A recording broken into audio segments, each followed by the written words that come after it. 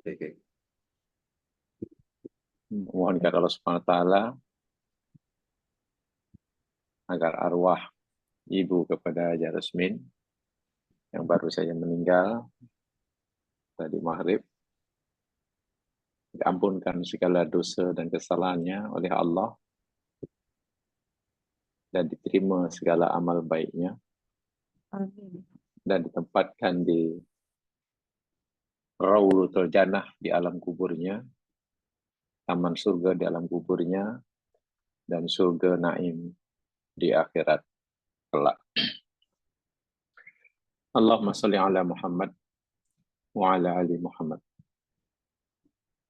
Allahumma lakal hamdu kulluh wa lakal syukru kulluh wa ilaika jal amru kulluh ala niyatuhu wasirruh. Allahumma inna ibaduka du'afa ji'naka mukirrina bidunubina wa in taghfir lana fa innaka lidzaka ahlu wa in tatrudna famarnaju sibaka. La ilaha illa anta subhanak inna kunna minadh dhalimin. Allahumma inna abdan min ibadik allati khalaqtaha wa sawaita khalqaha wa razaqtaha bi ni'amin wafirah wa hadaitaha ila dinika wa ila siratikal mustaqim allati qabattaha ighfir laha ya ghafur warhamha ya rahman wa'afiha ya afu akrim nuzulaha wa wasi' madkhalaha waghsilha bil ma'i wat thalji wal barad wa naqqiha ya Allah minal khataya kama yunaqqat thawbul abyadu minad danas. Allahumma abdilha daran khairan min dariha wa ahlan khairan min ahliha wa zawjan khairan min zawjiha iha ya rahman fitnatul qabri wa adzaban nar. Allahumma inna abdakal haqirah ila rahmatik fi dhimmatika wa habli jiwarika kiha min fitnatil qabri wa adzabin nar anta ahlul wafa'i wal haq. Allahumma ighfir laha warhamha fa innaka antal ghafurur rahim.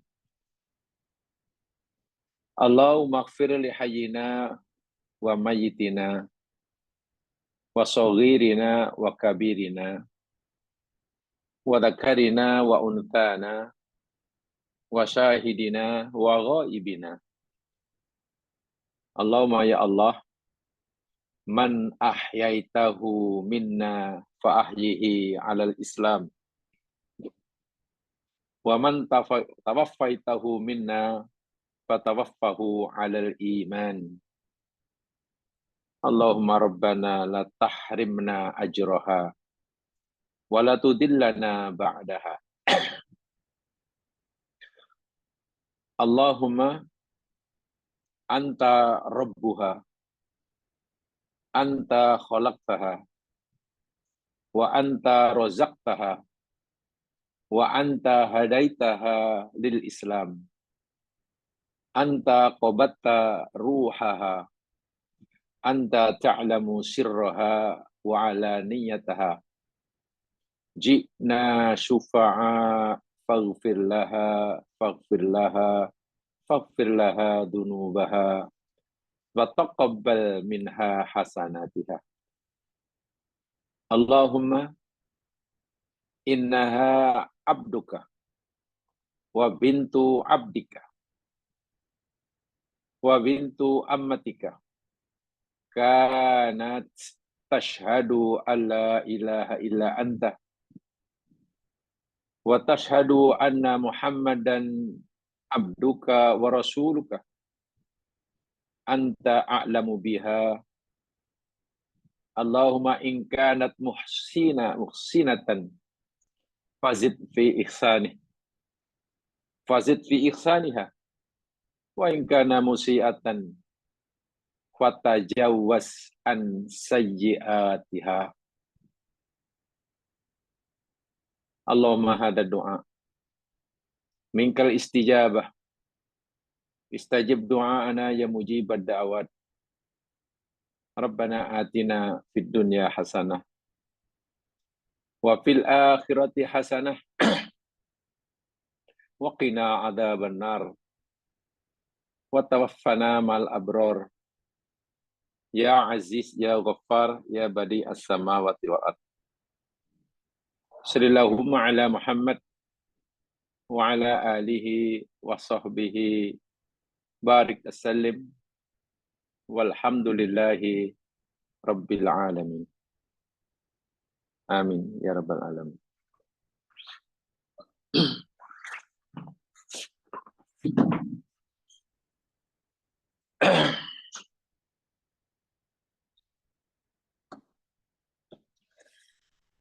Jamaah yang dirahmati Allah sekalian, alhamdulillah kita masih diberi kesempatan sekali oleh Allah Subhanahu wa taala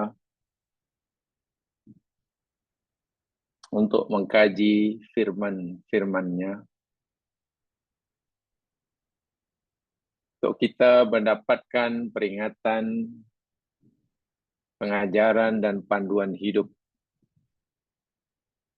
Sama ada yang Allah sampaikan kepada kita berupa wa'dun, janji, ataupun ianya berupa wa'idun, ancaman dan peringatan yang keras. Jika apa yang Allah firmankan kepada kita itu berisikan janji, maka kewajiban kita yakni berusaha untuk mendapatkan apa yang dijanjikan olehnya. Dan jika apa yang difirmankan oleh Allah pada kita itu berupa wa'idun, ancaman, peringatan yang keras, maka ia kewajiban bagi kita untuk berusaha mengelakkan diri kita daripada ditimpa oleh apa yang Allah ancamkan dan peringatan tersebut. InsyaAllah dengan bersikap kepada itu, jika itulah respon yang kita berikan terhadap apa yang Allah janjikan dan apa yang Allah ancamkan, kita akan selamat dan berbahagia dunia dan akhirat. Malam hari ini saya ingin menyambung apa yang kita pelajari minggu lepas berkaitan dengan ancaman dan peringatan keras daripada Allah tentang kemungkinan, bahkan boleh dikatakan kepastian berlakunya azab yang akan menimpa kita jika kita mengabaikan peringatan tersebut. Saya ulangi. Apa yang kita pelajari minggu lepas, yakni surah Al-Isra ayat 16, itu disimpulkan bahwa Allah memberi peringatan kepada kita yang sangat keras bahwa pasti akan berlaku bencana, musibah yang sangat dahsyat, bahkan boleh menghancurkan negara, bangsanya, jika syarat yang Allah tetapkan dalam ayat 16 surah Isra itu tidak dipenuhi. Amaran Allah itu diabaikan. Surah Isra ayat 16 itu kesimpulannya, saya ulangi secara ringkas. Dengan tegas Allah menyatakan bahwa penentu berlaku bencana musibah yang boleh meranapkan bangsa dan negara itu dalam ayat 16 saja ya, terletak kepada mereka yang oleh Allah diberikan kemewahan dalam kehidupan. Sama ada kemewahan dalam bab harta dipanggil hartawan, atau kelebihan dalam kekuasaan penguasa-penguasa, atau diberikan kelebihan orang lain dari segi ilmu, cendekiawan, ulama dan sebagainya, yang kami istilahkan sebagai golongan-golongan elit. Elit hartawan, elit penguasa, elit ilmuwan. Mereka ini oleh Allah diperintahkan untuk patuh kepadanya, untuk tidak menyalahgunakan kemewahan, kelebihan yang Allah berikan pada mereka. Jika golongan-golongan elit ini, mereka yang hartawan menyalahgunakan hartanya, orang yang diberi kelebihan kuasa menyalahgunakan kuasanya, orang yang diberi ilmu pengetahuan yang sepatutnya membimbing, mengarahkan, menunjukkan ke jalan benar akan umat dan pengikutnya, tapi mereka menyeleweng, Quran memberi amaran keras. Haqqa 'alaihal qawlu. Pasti akan berlaku ketetapan aku, kata Allah, fadammarnaha tadmira, dan kami akan hancurkan mereka sehancur-hancur. Mengerikan sekali. Karena seperti mana yang saya jelaskan minggu lepas, katakanlah rakyat biasa bila bercakap bohong, ya memanglah berdosa. Kita sebagai rakyat kecil bila bercakap bohong, dosa. Betul. Tak kira siapa yang cakap, dosa. Madarat atau kesan buruk daripada kebohongan yang kita ucapkan ada, menimbulkan madarat. Ya mungkin kepada orang sekitar kita. Kita tipu dia. Ya mungkin seorang dua yang jadi mangsanya. Bila yang berbohong itu orang seperti kita, rakyat kecil. Bayangkan jika yang bercakap bohong itu orang diberi kuasa. Keburukannya menimpa satu negara. Bila peniaga kecil menipu, berdosa. Dan yang jadi mangsanya, ya mungkin seorang dua. Pembelinya lah. Pembeli sayurnya, pembeli buahnya.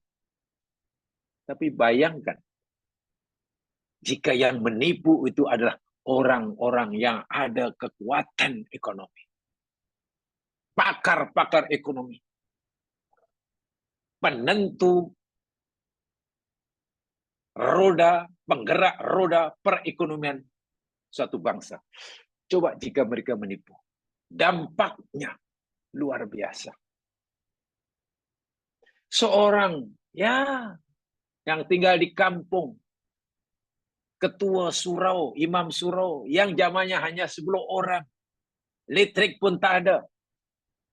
Bila ia bercakap bohong tentang agama, ya yang terpedaya 10 orang jamaahnya sajalah. Dosakah itu? Dosa. Tapi coba kalau yang berbohong itu orang yang dipanggil ulama. Yang menyalahgunakan agama, itu adalah orang yang dipandang sebagai ulama. Luar biasa. Sebab itu hati-hati kalau kita merasa diberikan kelebihan oleh Allah. Kelebihan mana Allah tidak berikan pada orang lain. Karena di tangan kita, itu kunci, penentu. Berlaku atau tidaknya kebinasaan yang Allah ancamkan itu. Kuncinya di tangan. Mutraf, kalau itulah Al-Quran. Mutrafiha, mutrafin. Itu Al-Isra 16. Dan Al-An'am 65, yang kita telah pelajari, Allah memberi kita contoh 3 jenis musibah yang akan menimpa umat manusia. Satu musibah dari atas, dua musibah dari bawah, ketiga musibah yang berlaku di antara mereka. Dalam konteks ini, penjelasan Al-An'am 65, musibah dari atas itu yakni bencana yang menimpa satu negara, puncanya orang-orang yang ada di atas. Penyalahgunakan kuasa mungkin, berbohong mungkin, dan lain sebagainya. Bila orang yang golongan elit ini telah fasaku, kalau dalam bahasa Al-Isra 16, berlaku musibah. Itu musibah dari atas. Musibah dari bawah yakni timbulnya pemberontakan rakyat kecil. Bila sudah terlalu lama mereka tertindas dan tidak tahan dengan kezaliman yang dialami, mereka akan bangkit dan akan meranapkan, menghancurkan negara. Dan ini terbukti hari ini di mana-mana. Dan musibah yang ketiga boleh menghancurkan negara dan bangsa. Bila bangsa itu sudah berpuak-puak, istilah surah Al-An'am 65 sudah jadi syiah. Jamak dari syiah. Puak A, puak B, puak D. Dan masing-masing puak ini merasa benar sendiri. Sehingga tidak pandai menghargai, menghormati puak lain yang berbeza dengannya. Kemudian saling melakukan serangan antara satu dengan yang lain. Sehingga berlakulah peperangan, pergaduhan. Tempoh hari saya katakan, perang antara satu bangsa, satu negara dengan negara yang lain, itu sangat dahsyat. Ya, Zionis Israel menyerang Gaza, lalu Hizbullah, serangan dahsyat kesannya. Betul. Peperangan antar negara, antar bangsa. Tapi ada yang lebih dahsyat, dipanggil perang saudara. Perang saudara. Duduk di tempat yang sama, di negeri yang sama, tapi sudah saling bunuh-membunuh sesama mereka, sudah berpuak-puak, dan ini amaran keras daripada Allah. Al-An'am 65. Ngerikan sekali, sangat mengerikan ancaman Allah yang begitu dahsyat ini. Nah, sekarang apa bentengnya? Macam mana agar musibah bencana yang Allah ancamkan dalam surah Al-Isra 16 atau Al-An'am 63 ini tidak berlaku? Apa tindakan yang patut kita lakukan? Tindakan yang patut kita lakukan, jemaah sekalian, mari kita lihat surah Al-Maidah ayat 78 dan 79. Pertama, kita lihat surah Al-Maidah 78, 79.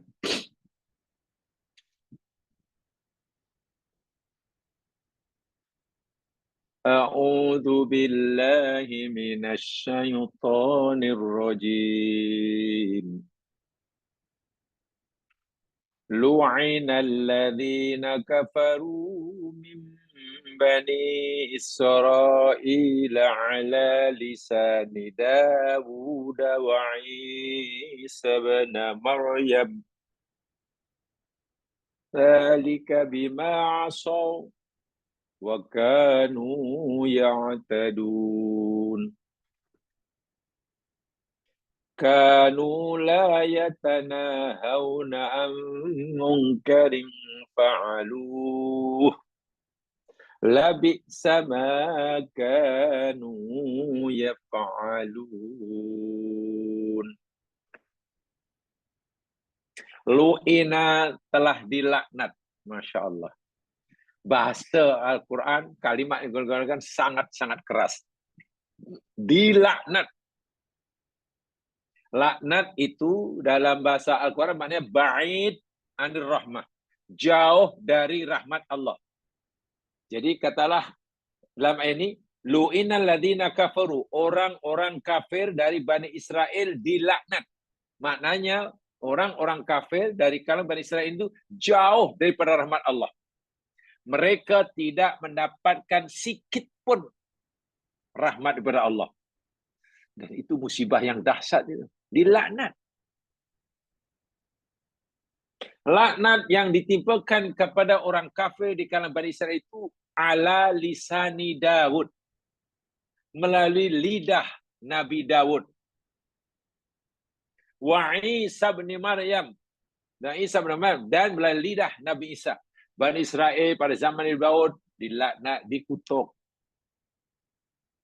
Pada zaman Nabi Isa, demikian juga. Melalui Nabi Musa, demikian juga. Ada yang jadi monyet, ada yang jadi kera, ada yang Allahu Akbar. Wa'iyadzubillah. Sambar petir, hidup semula. Wa'iyadzubillah. Apa puncanya? Dalika bima asau. Itu semua kerana maksiat yang mereka lakukan. Asau. Dengan sebab mereka maksiat. Suruhan Allah yang sepatutnya dilakukan, ditinggalkan. Larangan Allah yang sepatutnya ditinggalkan, dilanggar. Asau. Yang kedua, wakanu ya'tadun. Dan adalah mereka melampaui batas. Sudah dua dah.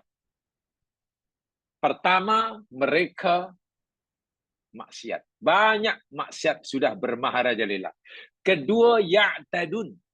Melampaui batas. Batasan-batasan agama yang tidak boleh dilepasi, dilanggar. Subhanallah. Subhanallah. Itu kedua. Yang ketiga ini. Kanu adalah mereka. La yatanahawna am munkarin fa'aluh.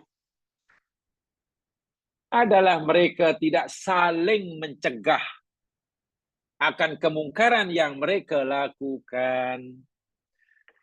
Artinya pada waktu itu, di kalangan Bani Israel pada zaman Nabi Daud dan Nabi Isa, sudah tidak kisah lagi melihat kemungkaran yang berlaku depan mata mereka. Bila orang sudah tidak peduli tentang kemungkaran yang berlaku di hadapannya, tak ada usaha untuk mencegahnya, tak ada keberanian menegur. Karena biasanya yang melakukan maksiat ini payah untuk ditegur. Semua orang bisu. Kata orang, tak payahlah sibuk-sibuk, jangan cari pasal. Masing-masinglah, biar dia buat salah, dia yang tanggung. Bila amar ma'ruf nahi munkar ini sudah mati, inilah puncanya. Pelaku-pelaku maksiat yang fasik katalah di kalangan orang-orang mutrof. Golongan-golongan elit yang fasik. Seperti mana ayat 16 surah Isra. Kemudian rakyat kecil atau tidak ada orang yang berani membetulkannya. Bahasa sekarang, tidak berani bersuara. Nanti, bila Allah tibakan musibah, dia bukan hanya menimpa mereka yang melakukan kesalahan, semua akan terkena musibah. Bermakna umat Islam mesti ada keberanian untuk terus amar ma'ruf nahi munkar. Itu punca dia. Itu punca dia. Dan ini sesuai dengan sabda Nabi yang telah saya sampaikan pada minggu lepas. Nabi pernah bersabda, "Walladzi nafsi biyadihi la ta'murunna bil ma'ruf wa la tanhawunna 'anil munkar." Hendaklah kamu bersungguh-sungguh amar ma'ruf dan nahi munkar. Kalau tidak, aula yushikannallahu ayyab'ata 'alaikum iqaban minhu. Atau kalau tidak, akan dikhawatirkan Allah kirimkan azab menimpa kamu. Dan bila azab sudah turun, tumma tad'una, kemudian ramai dan kamu yang berdoa pada Allah agar Allah segera hilangkan azab, tapi fala yustajabu lakum. Allah tidak lagi kabulkan doa kamu. Subhanallah. Ini berat sekali. Berat sekali. Jadi, pengajaran yang boleh kita ambil, siapapun kita, ya mas sekalian. Apapun profession kita, setinggi manapun kedudukan kita dalam masalah sebagai orang Muslim, wajib melakukan amar ma'ruf nahi munkar sesuai dengan kapasiti kita masing-masing. Iya.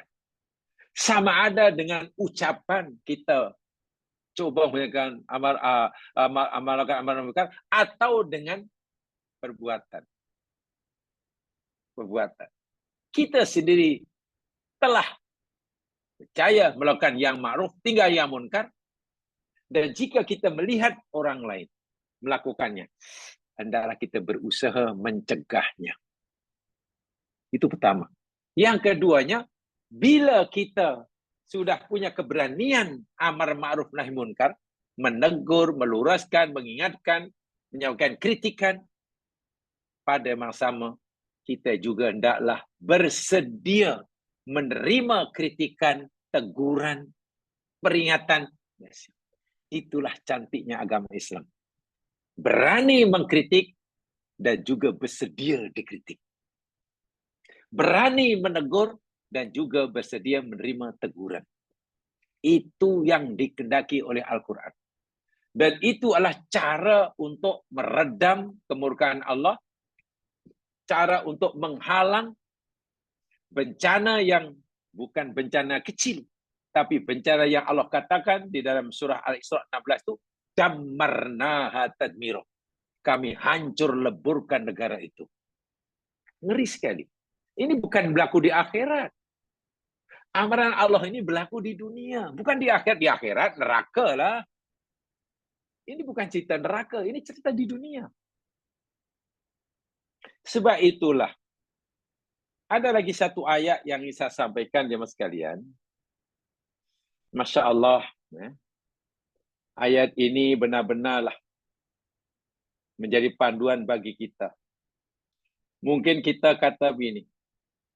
Yalah, kalau kita berani sekalipun memberikan peringatan amar ma'ruf nahi munkar, apa peringatan kita diterima? Apa suara kita didengar? Ya, kita orang kecil, ibaratnya kita coba nak menabur garam di laut lah.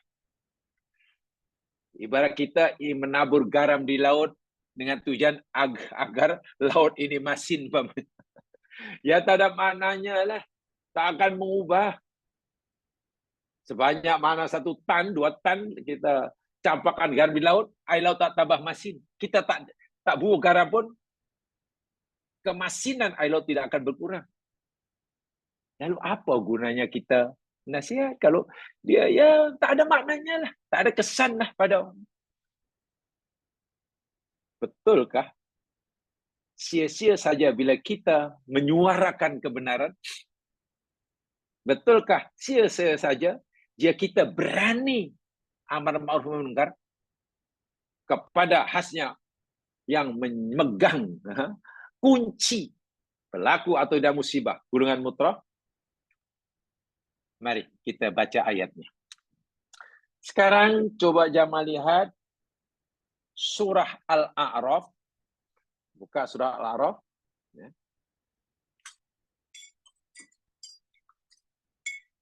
Ayat 163 dan 164.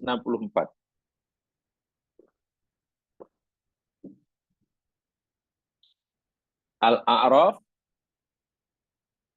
163 dan 164.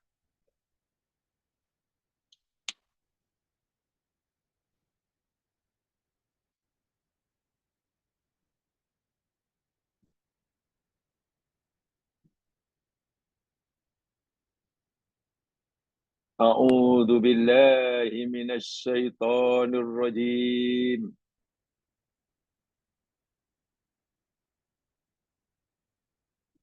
Was'alhum 'anil qaryati allati kanat hadiratal bahr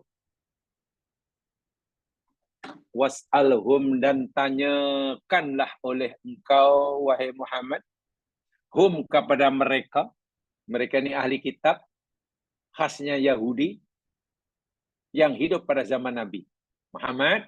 Coba kamu jumpa Yahudi-Yahudi itu dan tanyakan pada mereka anil qaryati, tentang suatu kampung, yang maksudnya ini penduduk kampung lah, allati kanat hadiratal bahri, yang mana kamu itu berada di tepian pantai.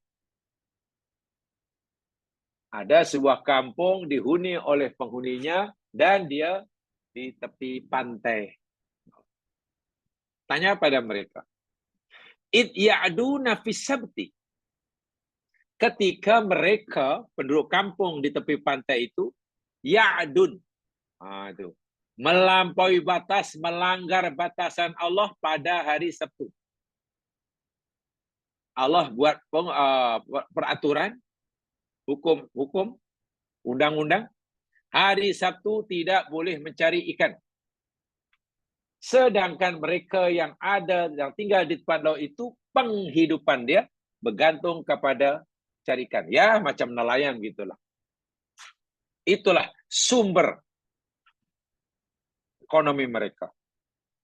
Ahad, Isnin, Selasa, Rabu, Khamis, Jumat boleh cari ikan, halal.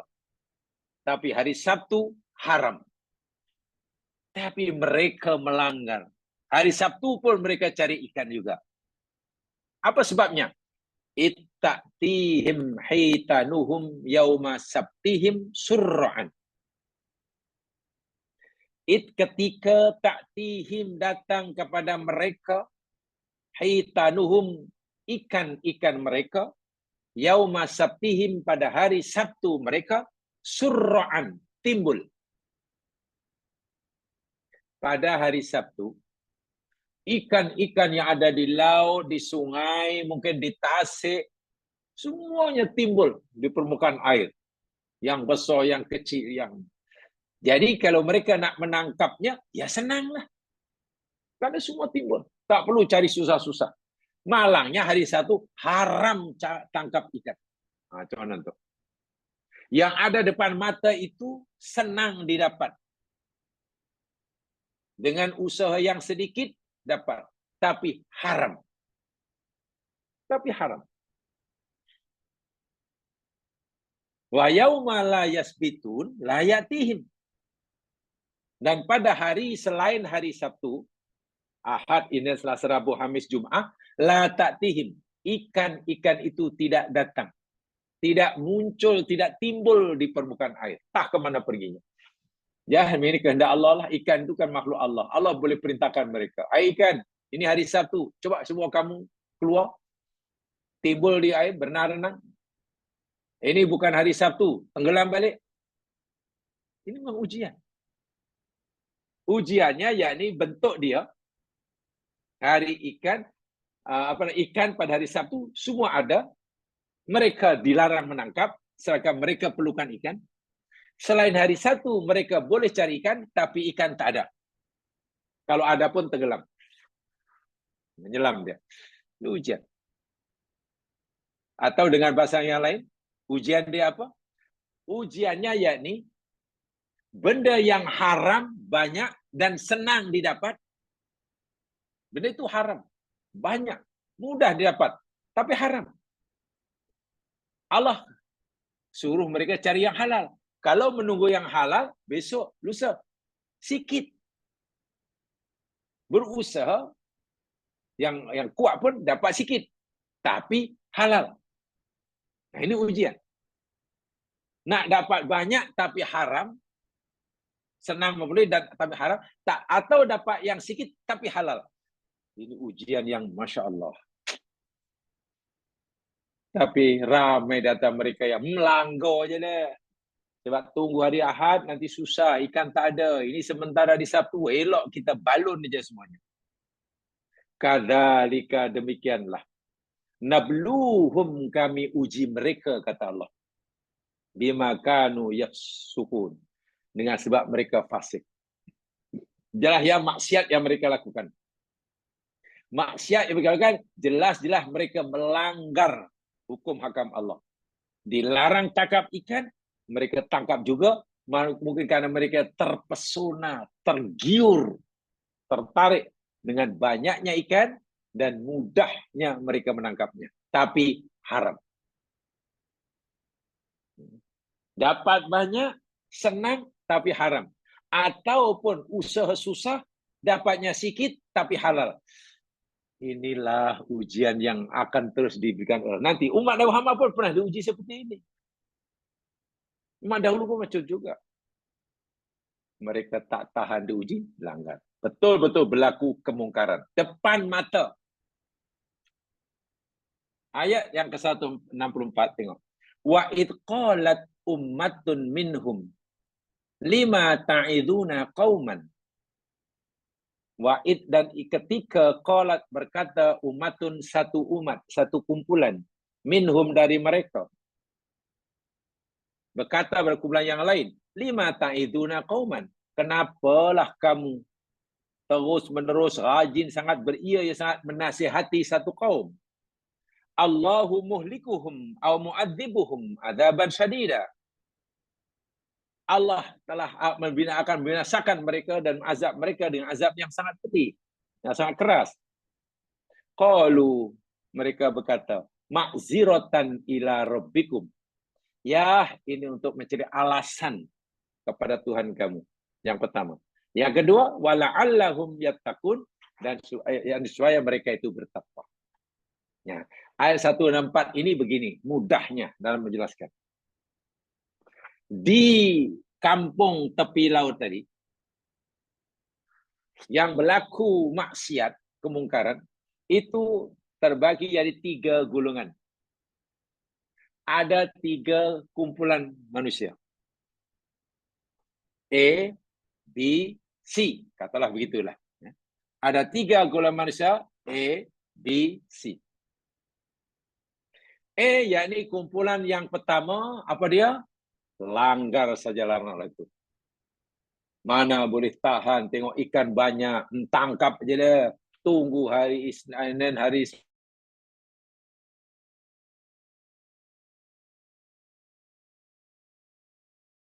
larang, kalau tidak kami akan tangkap juga. Ini pelanggar lah.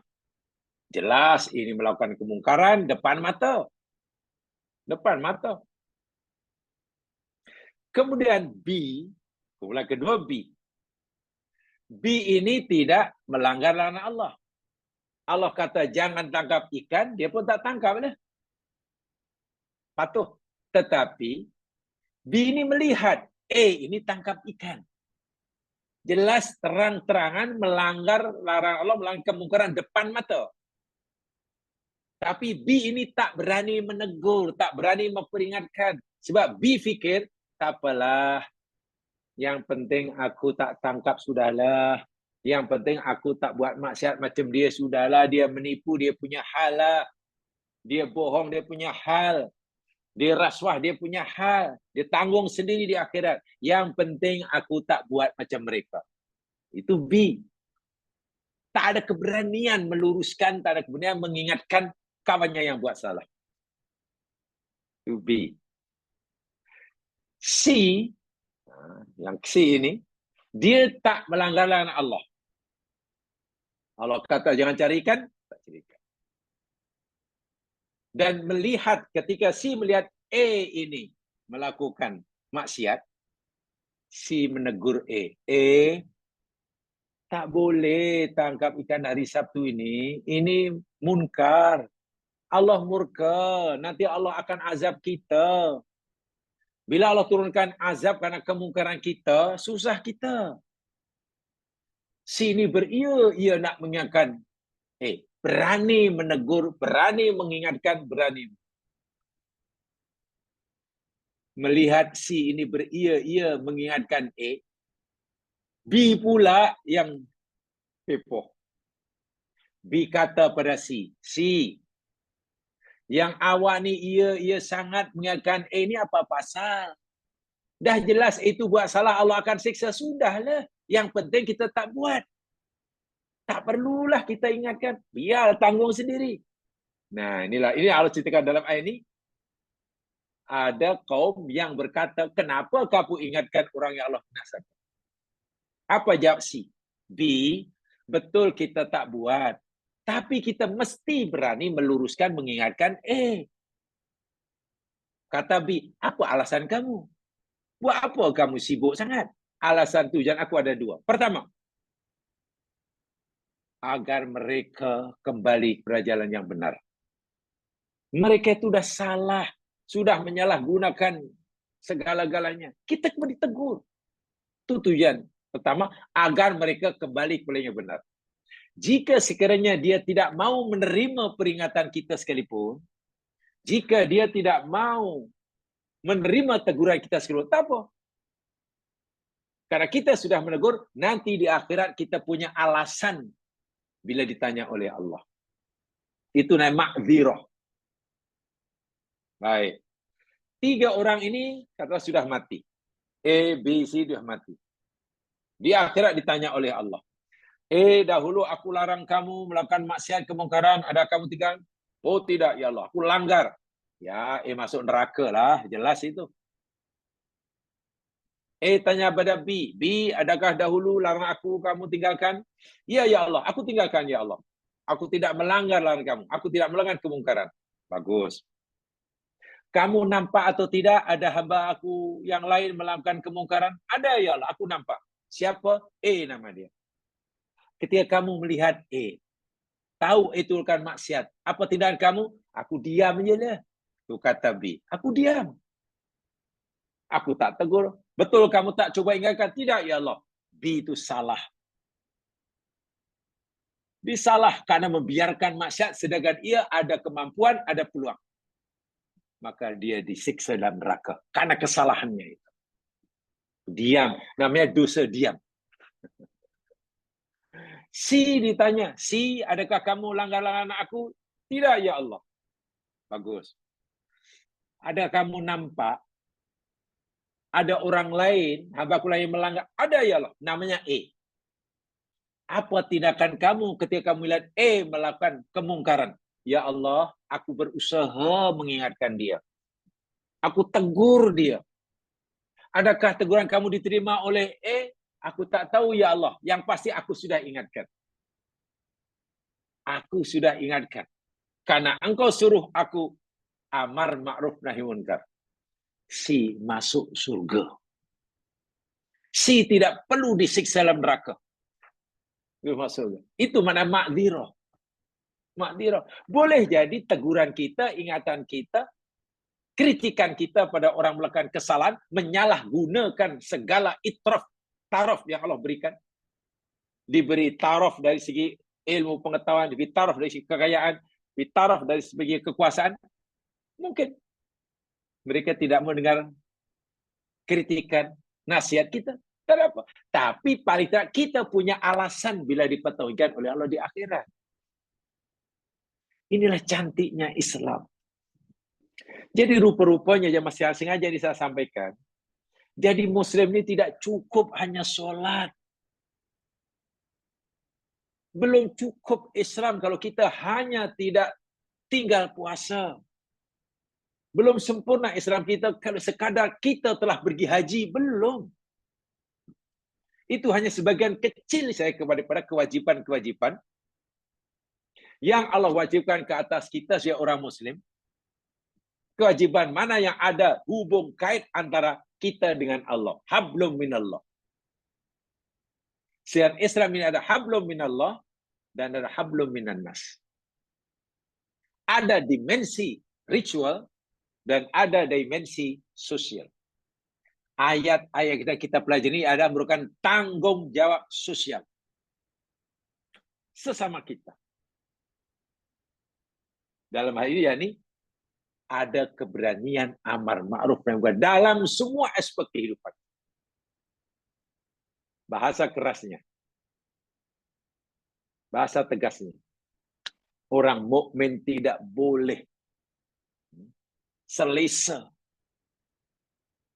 hanya kerana dia tidak melakukan kemungkaran jika ia masih melihat kemungkaran berlaku di hadapannya dan dia tidak berusaha memberukannya. Tidak boleh. Orang mukmin tidak boleh telah merasa selesa menjadi orang mukmin hanya karena dia sudah tidak melakukan kemungkaran ketika ia melihat kemungkaran berlaku di hadapannya dan tidak ada usaha untuk memperbetulkannya. Kita akan dipertanggungjawabkan di hadapan Allah Subhanahu wa ta'ala. Ini dia. Karena itu adalah maksiat. Dan maksiat ini akan menjadi asbab berlakunya musibah. Kalau kemurkaan Allah itu turun di dunia karena kesalahan kita, ya kita panggil musibah. Bencana. Dan jika kemurkaan Allah itu Allah timpakan kepada hambanya di akhirat karena kesalahannya, itu dipanggil azab. Bahasa mudahnya begitu. Yang kita pelajari ini yakni musibah, bencana. Yang berpunca daripada maksiat yang dilakukan oleh manusia. Lebih-lebih lagi yang melakukan maksiat itu golongan-golongan mutrafun. Golongan-golongan mutrafun. Golongan-golongan elit. Yang tentu jumlahnya di suatu negara ya sangat sedikit. Setiap negara. Tidak mungkin seluruh negara semua kaya raya. Tidak mungkin. Tidak mungkin seluruh negara itu raya pandai, alim, ulama, intelektual semuanya. Tidak mungkin. Tidak mungkin seluruh negara semua rakyat jutawan belaka. Tidak mungkin. Tidak mungkin. Sebab itulah ya mas sekalian, boleh kita simpulkan begini. Waqa'al adzabu bisababid dunub wa laysa dunubu yusabbibul adab. Azab atau bencana yang berlaku di dunia, apapun bentuk musibah bencana itu yakni disebabkan oleh kerana adanya dosa. Saya ulangi. Setiap bencana yang berlaku di dunia, musibah yang berlaku di dunia, pasti itu akibat dosa yang dilakukan oleh manusia. Pasti. Walaupun tidak sebaliknya, tidak semua dosa yang kita lakukan ini akan menyebabkan berlakunya musibah. Faham ya? Saya ulangi. Bencana yang berlaku di dunia itu disebabkan oleh adanya dosa yang kita lakukan. Tapi dosa yang dilakukan oleh manusia tidak semestinya mengakibatkan azab. Jadi, adakah setiap dosa yang berlaku di dunia ini pasti akan berakibat azab dan bencana? Tidak. Tapi kalau adakah bencana kesusahan hidup? Ya, macam-macam bencana lah di dunia ini. Sama ada bencana yang kita kata bencana betul sebagaimana tsunami ke gempa bumi ke tanah runtuh ke banjir besar ke kemarau panjang kan penyakit ke huru-hara ke kesusahan hidup daripada senang menjadi susah lah. Adakah itu bencana? Iya. Apakah puncanya? Pasti puncanya ini kerana dosa dan kesalahan yang dilakukan oleh manusia. Nanti saya tunjukkan ayatnya. Tapi tidak sebaliknya. Tidak semua dosa yang dilakukan oleh manusia pasti akan mengakibatkan musibah. Kenapa begitu? Mari saya tunjukkan ayatnya. Bahwa setiap musibah itu pasti yang berlaku pasti berpunca pada dosa kita. Pertama, mari kita lihat surah Ali Imran ayat 11.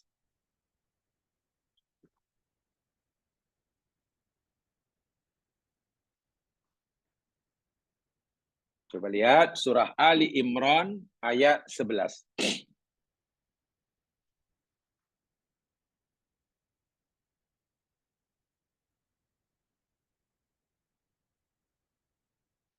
A'udzu billahi minasy syaithanir rajim.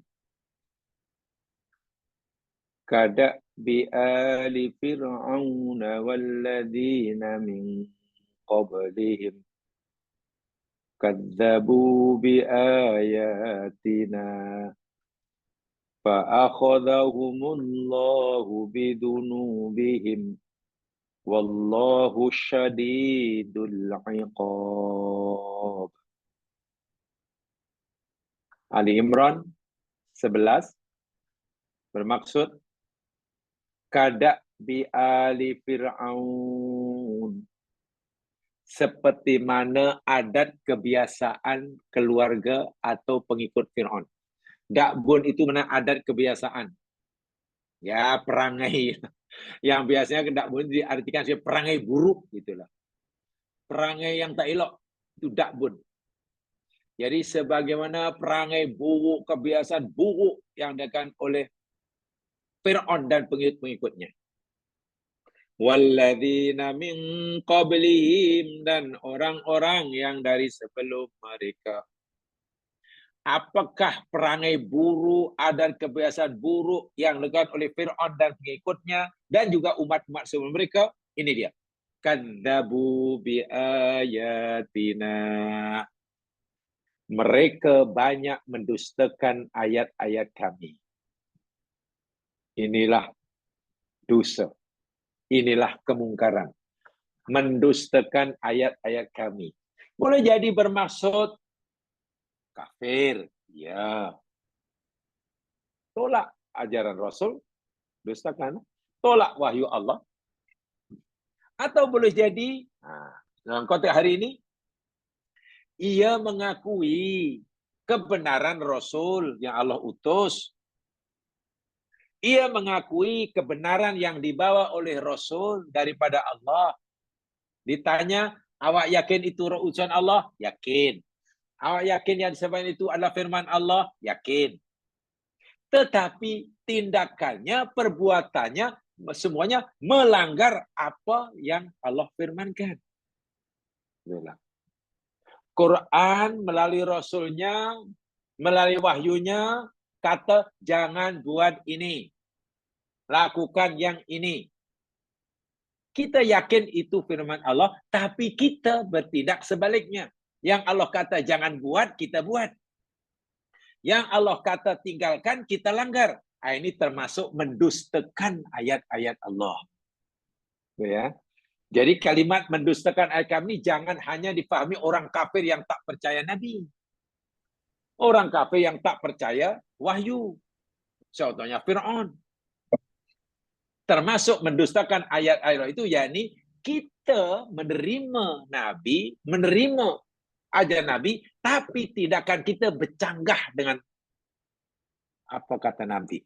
Itu masuk berdustakan. Rasa-rasanya sekarang ini kalau kita ikut Al-Quran susah. Kalau betul-betul kita Al-Quran ini susah nak cari makan, katalah. Rasanya malah kalau kita tegakkan ke amar ma'ruf munkar, gaduh. Jadi elok, okeylah sikit-sikit kita bengkok tak apalah. Sebab kalau kita betul-betul straight ikut kata Allah yang perintah mesti dibuat, yang larang mesti tinggal, susah nak hidup. Zaman sekarang, tengok. Tanpa kita sendiri, kita telah punya pemahaman yang Islam itu hanya sesuai dilakukan pada zaman Nabi. Ajaran Islam yang sempurna sudah kurang layak atau tidak layak sebagian ajarannya untuk dipraktikkan hari ini. Wah, itu bahaya sekali. Pahaman fikiran itu sangat bahaya. Bahkan ramai yang berpendapat, yang boleh katakan tegas, itu termasuk pembatal syahadah. Bahaya. Itu termasuk. Muncul mana ada off kita? Dan itu dosa besar. Nah, dengan sebab itu, tengok akal berikutnya. Fa'akhadahumullahu bidunubihim. Lalu Allah menyiksa mereka atau mengambil mereka, ini maknanya menyiksa. Allah menyiksa mereka bidunubihim, dengan sebab dosa mereka. Wallahu syadidul iqab, dan Allah itu maha keras siksanya. Kalimat firman Allah yang berbunyi fa'akhadahumullahu bidunubihim. Allah siksa mereka dengan sebab dosa mereka. Inilah memberi maksud bahwa setiap musibah yang Allah timbang pada manusia itu karena adanya dosa. Ya. Dosalah yang menyebabkan berlaku musibah.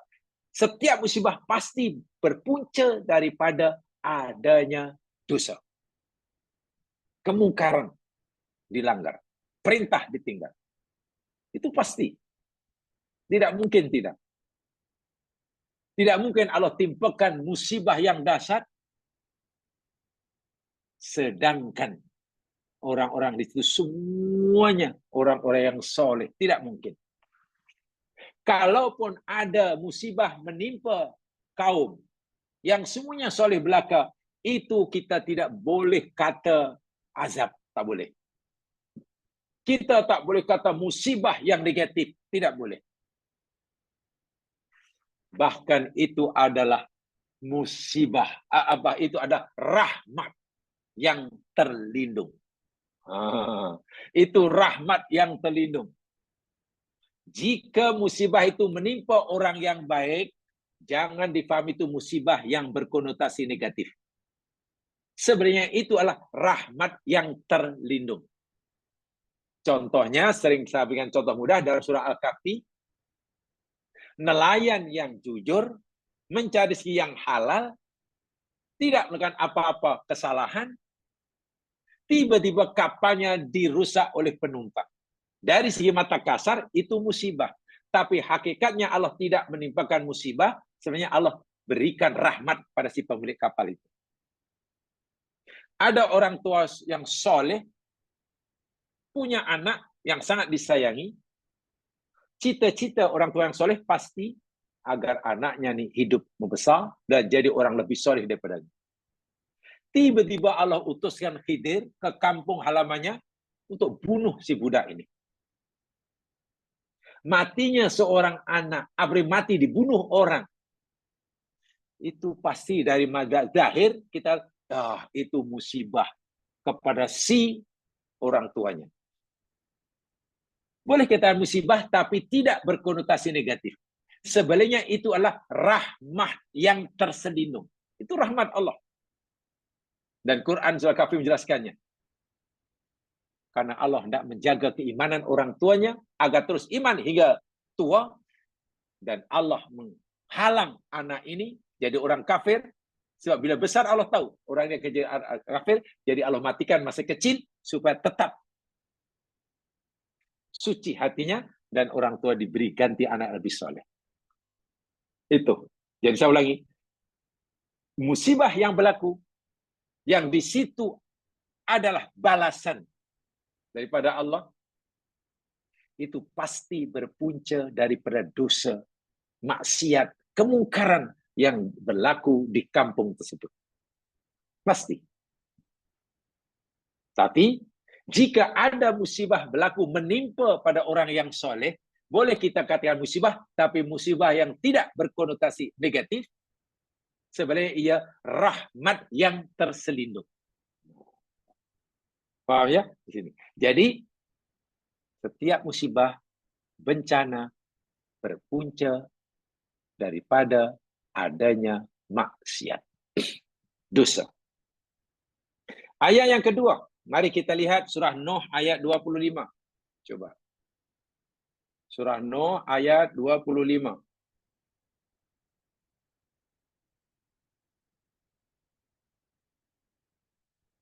Bahwa setiap musibah yang berlaku di dunia ini pasti berpunca daripada adanya dosa. Penyebabnya adalah berlakunya maksiat. Kemungkaran. Karena amar ma'ruf nahi munkar sudah mati. Surah Nuh ayat 25. A'udzu billahi minasy syaithanir rajim. Mimma khati'atihim ughriqu فأدخلوا نارا فلم يجدوا لهم من دون الله أنصارا مما خطيئاتهم dari sebab min itu terjemahan dari sebab khati'atihim itu kesalahan-kesalahan dosa-dosa maksiat-maksiat mereka. Jadi mimma khati'atihim dari sebab dosa-dosa atau kesalahan atau maksiat mereka ughriqu mereka ditenggelamkan. Siapa mereka itu? Ini cerita kaum Nabi Nuh. Kaum Nabi Nuh telah melakukan banyak kemungkaran. Banyak kesalahan. Banyak dosa. Bukan hanya banyak dari segi kuantitinya, tapi juga dosa-dosa yang berat lagi besar dari segi kualitinya. Dan dengan sebab dosa yang banyak dan besar itulah Allah kata uriku. Mereka ditenggelamkan di dalam taufan yang sangat dahsyat. Berlakunya taufan pada zaman Nabi Nuh itu adalah musibah, bencana yang sangat dahsyat. Apa puncanya? Di sini. Apa puncanya? Sehingga berlaku banjir besar. Jamaah sekalian, musibah yang Allah timpakan, azab yang Allah timpakan pada kaum Nabi Nuh, istilahkan namanya tufan ya. Tufan. Dan tufan itu yakni merujuk pada banjir. Bukan merujuk pada angin. Tapi banjir. Kenapa banjir disebut tufan? Karena aliran air itu pelik. Jadi aliran tufan yang berlaku zaman dahulu ini bukan seperti mana pergerakan tsunami, air tsunami. Bergerak ke depan dengan kelajuan yang dahsyat meranapkan semua bangunan. Okay. Tapi air itu pergeraknya bukan sekali ke depan tapi berpusing. Jadi berlaku pusaran air yang sangat dahsyat. Yang sangat dahsyat. Itu bagi tufan. Dan sedia maklum, apa saja benda Allah yang berpusing, itu pasti akan melahirkan energi. Sakit Jamal lebih paham daripada saya. Angin, bila bertiup kencang, ada energi, boleh meranapkan bangunan, betul. Tapi bila angin itu puting beliung, lagi dahsyat. Punya energi yang boleh mengangkat semua benda. Bulldozer pun boleh diangkatnya. Air demikian juga. Bila dia mengalir terlalu deras, boleh menghancurkan bangunan, betul. Tapi bila angin, air berpusing-pusing, tak ada siapa yang berselamat. Kapal-kapal kargo yang sangat besar, bawa muatan ribuan tan barang, mungkin selamba dia mengarungi samudra dengan gelombang yang tinggi 10 meter, biasa bagi mereka. Kalau sangat gelombang. Tapi jangankan kapal kecil, kapal kargo yang sangat besar, bila terperangkap dalam pusaran air, tak akan ada yang selamat. Akan ditelan ke bawah. Nah, banjir besar pada zaman itu, begitulah pergerakan air itu. Bukan hanya deras mengalir, tapi berpusing. Pertanyaannya, kenapa Allah timpakan bencana yang sangat dahsyat itu? Sedangkan kawasan Nabi Nuh ini bukan kawasan yang sering hujan. Tak ada. Jarang hujan. Tapi kan berlaku banjir seperti itu. Allah kata, mimma khati'atihim. Dengan sebab kesalahan dan dosa mereka. Tengok. Jadi musibah itu pasti timbul, berlaku kerana oleh sebab dosa. Itu ayatnya. Jadi dua ayat itu bagi sudah cukup lah untuk kita berkesimpulan. Berlakunya bencana di dunia berpunca pada dosa yang dilakukan oleh manusia. Sedangkan dosa yang berlaku di kalangan masyarakat sebenarnya boleh ditegah, boleh dihalang dengan syarat setiap ahli masalahnya punya iltizam untuk membudayakan amar ma'ruf nahi munkar.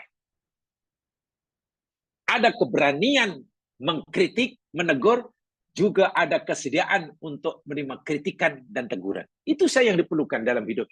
Sangat mudah. Formulanya sangat mudah. Tapi itulah manusia, egonya sangat kuat. Susah orang untuk menerima kritikan, teguran. Walaupun punya teguran itu sangat ikhlas. Lainlah kalau teguran itu tidak ikhlas, lain cerita. Sehingga semua teguran dianggap tidak ikhlas. Susah nak menerima. Jadi macam mana? Sementara yang nampak kejahatan, tidak semuanya ada keberanian menegur. Ini problem yang sangat besar. Karena sikap yang situ boleh mengakibatkan bencana yang sangat dahsyat di muka bumi. Ini amaran Allah. Amaran Allah. Sebaliknya, tadi saya katakan, walaupun setiap musibah itu pasti berpunca karena adanya maksiat, adanya dosa, tapi sebaliknya, tidak setiap dosa, tidak setiap maksiat mengakibatkan berlakunya bencana. Dibalik. Tidak setiap maksiat mengakibatkan berlakunya musibah atau bencana. Mana dalilnya? Lihat surah Asy-Syura ayat 30. Mari kita lihat. Asy-Syura. Mesyuarat. Surah Mesyuarat ayat 30.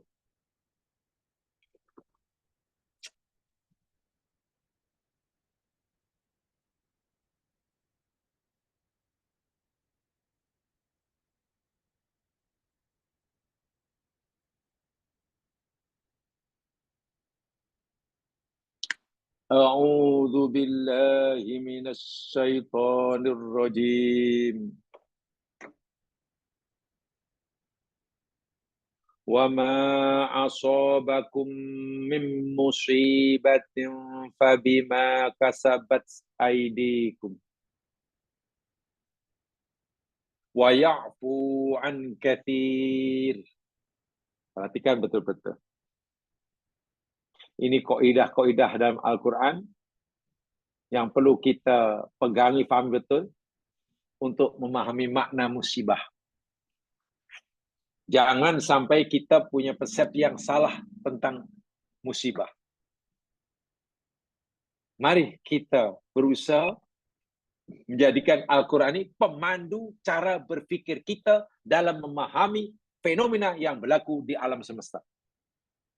Karena tidak ada panduan yang lebih baik daripada panduan Al-Quran. Ya, orang pakar geologi boleh memberikan analisa. Kenapa ini boleh berlaku ini? Boleh silakan. Pakar-pakar boleh memberikan jawaban. Kenapa berlaku tsunami? Tsunami, silakan. Pakar-pakar vulkanologi boleh memberikan pencerahan.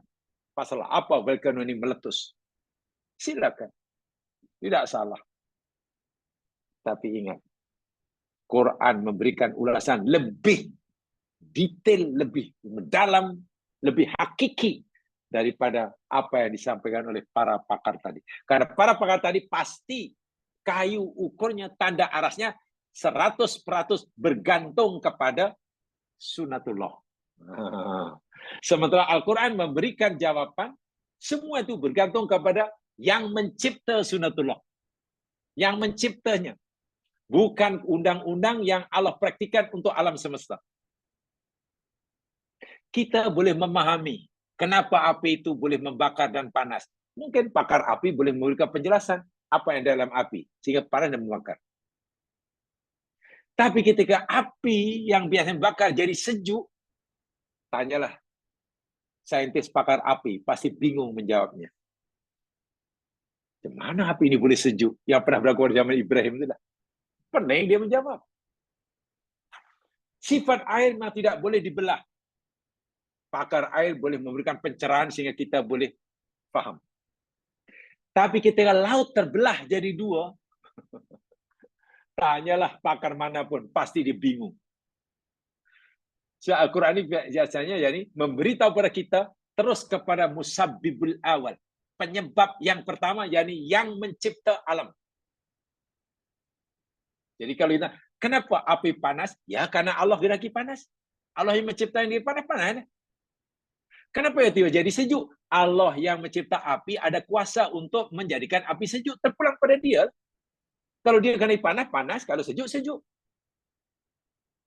Demikian semua begitu. Jadi benar-benar Quran ini memberitahu kita cara melihat alam dan isinya ini terus kepada penciptanya. Sebab itu saya katakan itu yang paling benar. Tengok ayat ini. Wa ma asabakum min musibatin, apa saja musibah yang menimpa kamu, besar atau kecil, berat atau ringan, fa bima kasabat aidikum, masya-Allah. Maka ianya oleh kerana sebab apa yang dilakukan oleh tangan-tangan kamu. Paham ya? Semua musibah yang berlaku menimpa kamu itu puncanya akibat perbuatan tangan kamu. Jelas. Itu Quran kata. Karena ya, sama dengan apa yang kita pelajari dua ayat sebelum itu.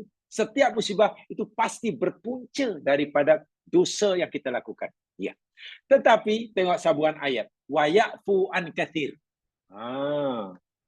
Wa ya'fu, dan dia Allah memaafkan, menghapuskan an katsir, banyak kesalahan kamu. Maknanya apa?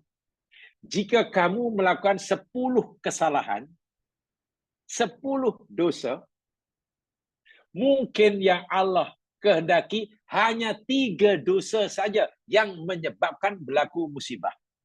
Hanya 3 saja. Yang 7 Allah kata, yang 7 itu aku maafkan. Tidak mengakibatkan dosa. Sepatutnya kalau setiap dosa itu boleh menyebabkan berlaku musibah, jika dosa itu ada 10, maka 10 lah musibah yang berlaku. Sepatutnya. Tapi orang kata, oh tidak begitu.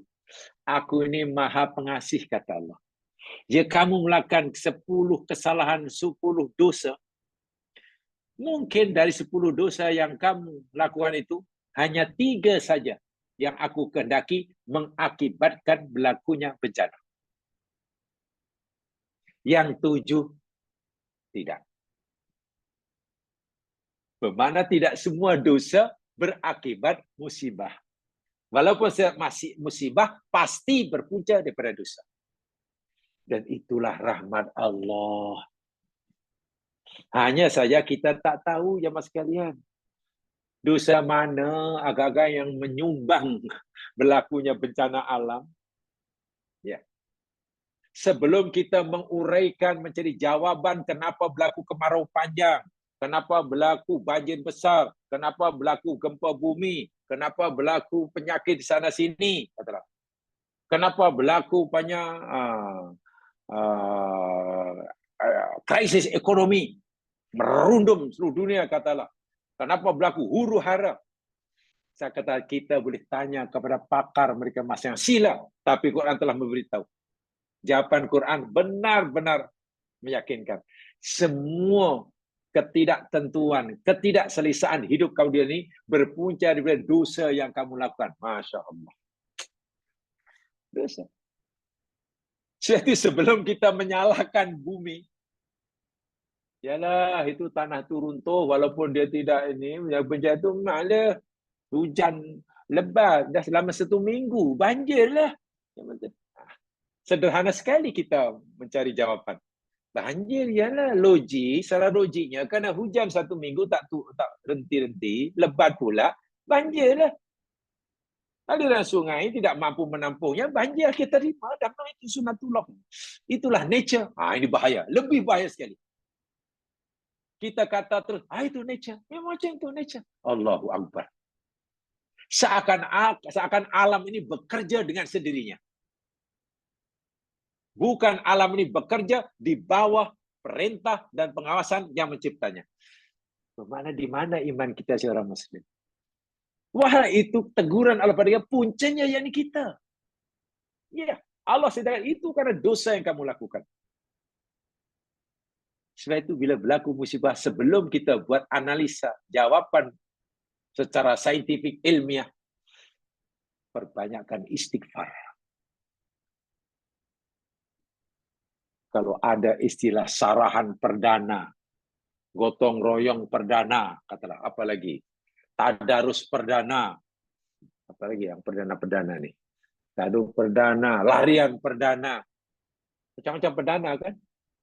Ya apa salahnya lah ada diadakan istilah taubat perdana. Taubat perdana. Ya karena semua melakukan kesalahan jadi pun ada taubat perdana. Karena itu menjadi punca. Jelas di sini ya. Jadi ayat 30 surah bagi tahu kita.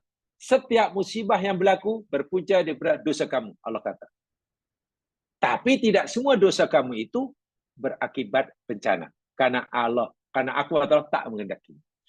Lebih jelas lagi, apa yang berlaku sekarang? Apa akan berlaku di alam semesta ini jika setiap kesalahan maksiat yang dilakukan oleh manusia berakibat bencana? Satu maksiat berlaku bencana. Dua maksiat, dua bencana. 10 dosa dilakukan, 10 musibah berlaku. Katalah apa yang berlaku di alam semesta jika Allah memberikan balasan bencana, musibah bagi setiap dosa yang dilakukan. Kalau dosa yang katalah berjumlah 30, maka 30 macamlah bencana.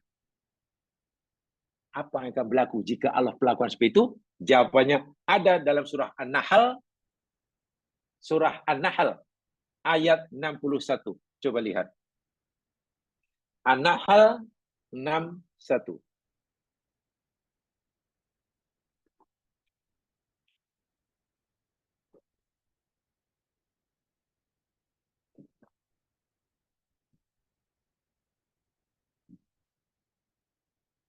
A'udzu billahi minasy syaithanir rajim. Walau yu'akhidullahu an-nasa bizulmihim ma taraka 'alaiha min dabbah walakin yu'akhiruhum ila ajalin musamma fa idza jaa ajaluhum la yastakhiruna sa'atan wa la yastaqdimun. An-Nahl 61. Walau dan jikalau yu'akhidullahu, Allah menyiksa, Allah menimpakan siksaan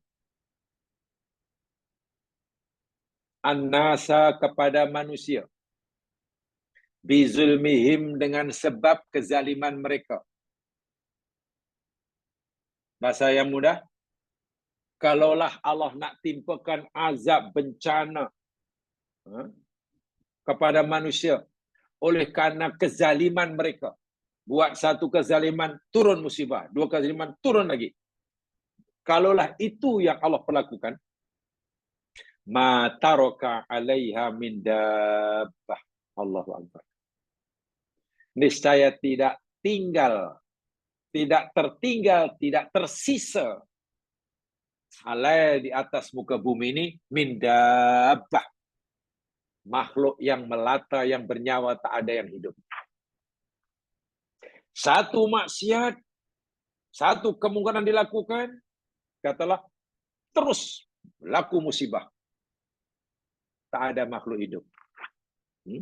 Tidak akan ada makhluk hidup. Raswah sekali berlaku, musibah. Berlaku lagi raswah, turun musibah. Kezaliman berlaku, turun musibah. Tidak ada manusia yang hidup. Bahkan Allah kata dabbah, tidak ada yang hidup. Dabbah itu mana makhluk hidup yang bernyawa, termasuklah hayawan. Ya macam mana nak hidup? Kalau dosa manusia katalah hari itu ada 100 bencana berlaku pada hari itu. Kalau 50 lah bencana alam berlaku hari itu. Tak mungkin akan itu. Walakin, tetapi, janganlah hanya karena musibah tidak menimpa mereka walaupun mereka buat dosa, lalu mereka merasa selesa. Balasan azab Allah tidak tiadakan, tapi Allah hanya tangguhkan. Bukan ditiadakan, tapi hanya ditangguhkan. Quran kata, walakin yuakhiruhum ila ajalin musamma. Tetapi Allah tangguhkan mereka hingga tempoh yang telah ditetapkan. Jadi jika Allah tak timpakan musibah kepada satu kaum pada bulan ini, walaupun bulan ini kaum tadi telah banyak melakukan maksiat, bukan bermakna tidak ada musibah. Bukan bermakna tidak ada bencana yang akan menimpa mereka. Bencana tidak hilangkan, hanya ditangguhkan. Mungkin minggu depan, mungkin bulan depan, mungkin tahun depan, mungkin. Kenapa Allah tidak timpakan saat itu juga? Inilah saya katakan, Allah ini Maha Pengasih, Maha Pemurah. Allah beri ruang kepada hambanya yang terlanjur buat maksiat ini memperbetulkan perbuatannya. Kita ditunggu oleh Allah bila melihat maksiat. Ada tak berani amar ma'ruf nahi munkar. Itu sebetulnya hikmahnya. Tapi kalau kita selesa, ya billah tamudilah. Dan amalan Allah yang keras. Fa idza jaa ajaluhum, dan apabila telah datang kepada mereka, jaa datang, ajaluhum yakni tempoh yang Allah tetapkan, masa yang Allah tetapkan untuk berlaku musibah itu telah tiba, katalah bulan ini, la yastakhiruna sa'atan wa la yastaqdimun. Mereka tidak boleh meminta untuk ditangguh atau ditunda, dan mereka tidak dapat meminta untuk disegerakan walaupun sesaat. Inilah jawabannya. Kenapa tidak setiap dosa akan mengakibatkan berlakunya bencana? Rupanya rahmat Allah Subhanahu wa taala. Agar manusia yang punya sifat suka melakukan kesalahan ini sedar dan insaf. Beri ruang kepada mereka untuk membetulkan yang salah, meluruskan yang bengkok, mengingatkan yang lupa. Kata kuncinya, setiap warga bumi merasa wajib untuk membudayakan amar ma'ruf nahi munkar. Pada dirinya sendiri, kepada ahli keluarganya, kepada masyarakatnya, siapapun kita. Tapi kalau sudah tidak peduli tentang amar ma'ruf nahi munkar, ya hidup rasanya semakin mencekam sekalian. Bagaimana kita akan mengharapkan kebahagiaan di akhirat? Kalau di dunia pun kita sebetulnya, bahasanya mungkin agak keras, selesa dengan kemurkaan Allah. Bagaimana orang akan mendapatkan rahmat Allah di akhirat jika di dunia pun gaya hidupnya, jalan hidupnya macam orang yang selesa dengan kemurkaan Allah. Itu bagi saya sangat mengerikan sekali. Sangat mengerikan. Dan ingat, ayat yang kita baca ini semuanya berkaitan dengan dimensi sosial. Ya. Bermakna untuk mencegah, untuk menghalang berlakunya bencana yang Allah akan timpakan kerana dosa kita, tidak cukup hanya dengan rajin sholat malam, rajin puasa, rajin zikir, rajin. Belum cukup. Belum cukup. Karena ayat yang kita pelajari tadi benar-benar memberikan kita satu tugasan yang tidak mudah, yang tidak ringan untuk dilakukan oleh kita semua. Jadi kewajiban berada di bawah kita masing-masing sesuai dengan kapasiti kita masing-masing agar kita nanti punya hujah di hadapan Allah. Bila kita jumpa Allah akan ditanya dan kita sudah ya Allah, aku sudah berusaha buat apa yang kau suruh, tinggal dan aku juga berusaha untuk amar ma'ruf nahi munkar semasa itu ya Allah. Saya tidak tahu memberi kesan atau tidak. Kita punya hujah paling tidak. Tapi kalau kita tidak berani, ya di mana kita akan punya hujah? Ini hujah. Itu, jemaah sekalian, untuk siri yang kedua ini, mudah-mudahan lah berikan manfaat bagi saya menyampaikan. Alhamdulillah, kalau dikongsi bersama, insya Allah kita akan teruskan nanti kajian ini, akan ayat-ayat Al-Quran, karena saya betul-betul lah saya melihat, ya kadang-kadang yang berlaku dalam masalah sekeliling, jamaah boleh jalan-jalan kemana-mana. Quran pun suruh kan, fasiru fil ard, berjalan kamu di muka bumi, di sana sini. Fanduru, lalu kamu perhatikan masyarakat yang kamu lawati. Oke, bagaimana akhirnya kita dapat, masya Allah, kenapa berlaku seperti ini? Kemudian kita tanya Al-Quran, Al-Quran boleh memberikan jawaban.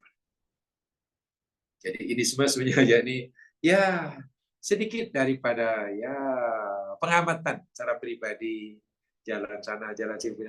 Apa agak bilang ini? Jangan-jangan oh iyalah Quran jawabnya.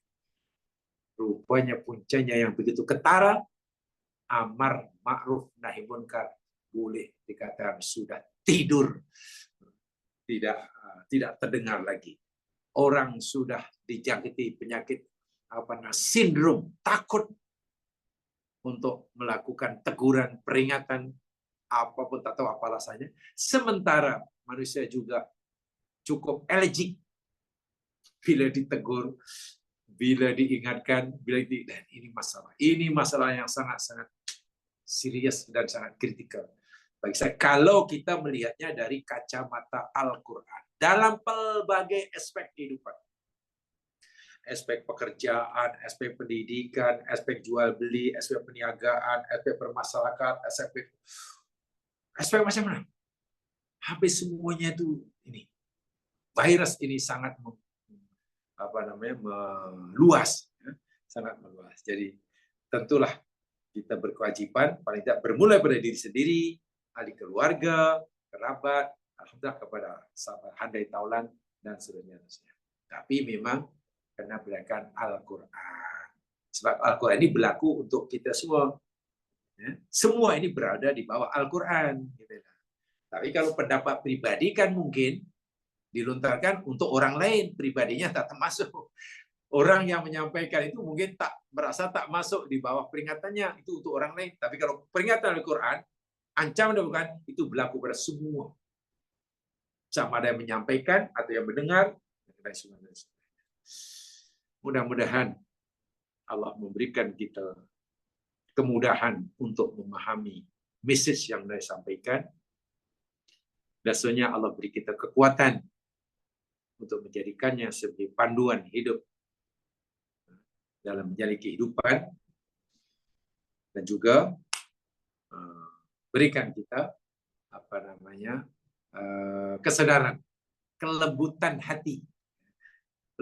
Allah berikan kita keberanian dan juga kelembutan. Dengan keberanian kita mampu memberikan teguran tanpa rasa takut. Dengan sikap lembut hati kita terbuka untuk menerima teguran. Itu aja kunci dia. Sangat mudah rahasia dia, tapi mungkin tidak semudah bila kita melakukannya. Walaupun bukan benda yang mustahil. Mudah-mudahan diberkati oleh Allah SWT.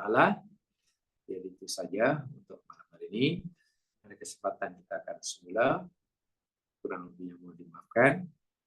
Mari kita dengan baca tasbih kifarah dan surah Al-Asr. Subhanakallahumma wa bihamdika asyhadu an la ilaha illa anta astaghfiruka wa atubu ilaik. Syaitan rajim wal asr innal insana lafi khusr illa alladziina aamanu wa amilus shalihaat wa tawassaw bil haqq wa tawassaw. Assalamualaikum warahmatullahi wabarakatuh. Waalaikumsalam warahmatullahi wabarakatuh. Terima kasih Ustaz.